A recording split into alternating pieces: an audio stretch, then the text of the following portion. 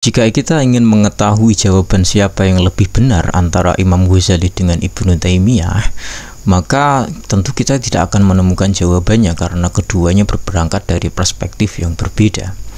Ibnu Taimiyah bagi saya itu lebih menekankan kepada istilah yang saya namai sebagai malakah, yaitu kemampuan yang terasah atas suatu perkara atau suatu ilmu yang dihasilkan dari mulazamah terus menerus atau bermuamalah terus menerus terhadap ilmu yang dia geluti. Malakah ini tentunya sudah ada dalam diri orang Arab pada waktu turunnya Al-Quran, di mana Nabi Muhammad tidak harus menjelaskan begitu detail tentang makna-makna Al-Quran, tetapi orang-orang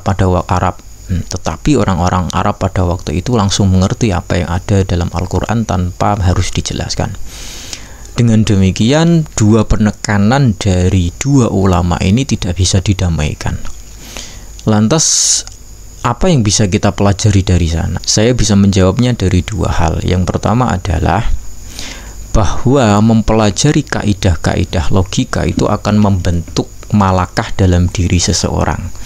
Maka benar bahwa jika seseorang itu mempelajari sesuatu bertahun-tahun dan tidak ada yang dia pelajari kecuali itu, hal itu atau ilmu itu, maka ilmu itu secara otomatis akan hadir dalam dirinya tanpa memerlukan kaidah-kaidah yang sudah dia ketahui.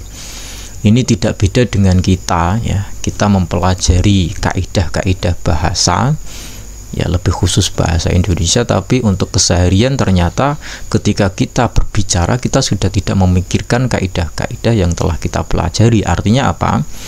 Kaidah itu lebur dalam diri kita, sudah membentuk suatu malakah lughawiyah atau kemampuan berbahasa yang tanpa dipikirkan lagi. Hal yang kedua yang bisa saya tekankan di sini adalah masalah malakah yang harus tetap diuji dengan kaidah-kaidah. Begini, bahwa tiap orang yang mempelajari ilmu sampai mendalam sehingga dari sana timbul suatu malakah, memang benar dia bisa berpikir secara fitrah atas malakah tersebut, sebagaimana orang Arab pada waktu itu. Akan tetapi kita menghadapi satu hal yang justru sangat urgen tapi jarang dibahas. Orang Arab, ya, dalam sabda Allah Subhanahu wa taala sendiri di Al-Qur'an, ketika ditanyai siapa yang menuhani langit dan bumi, mereka menjawabnya Allah. Wala in sa'altahum man khalaqas samawati wal ardo la yaqulunallah. Apabila mereka ditanya tentang siapa pencipta langit dan bumi, mereka secara otomatis akan menjawabnya Allah.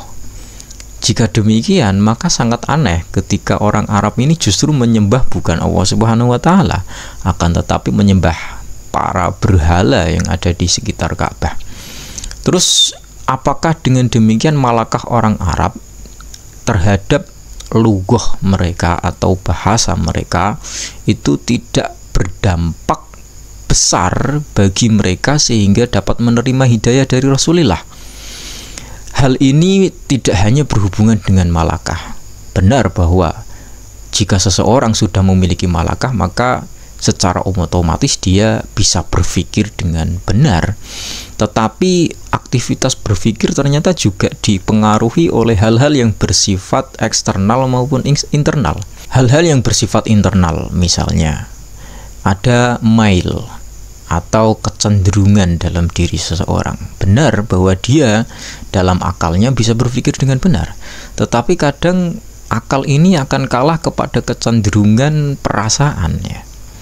Misalkan orang Arab itu ternyata kenapa mereka tidak mau menyembah Allah meskipun mereka mengakui siapa yang menciptakan langit dan bumi adalah Allah, mereka ternyata lebih memilih untuk menuruti perasaan mereka, atau bahasa yang lebih tepat hawa nafsu mereka.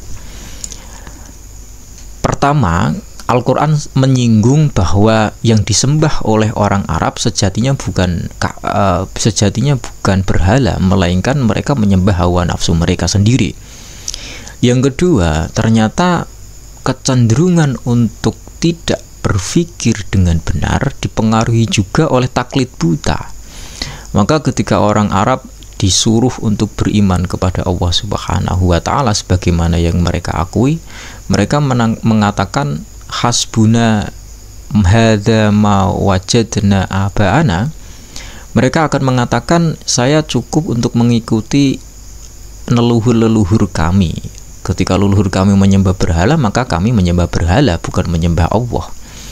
Itu artinya tiap malakah yang melekat pada diri seseorang harus diuji melalui logika, harus diuji melalui kaidah-kaidah yang bersifat objektif, yang tidak ada campur tangan subjektivitas dari seseorang, baik perasaan, baik sensitivitas tertentu, baik kepentingan politik dan sebagainya. Sehingga pengujian ini sangat-sangat berguna untuk terus mencapai apa yang kita namakan sebagai berpikir dengan benar.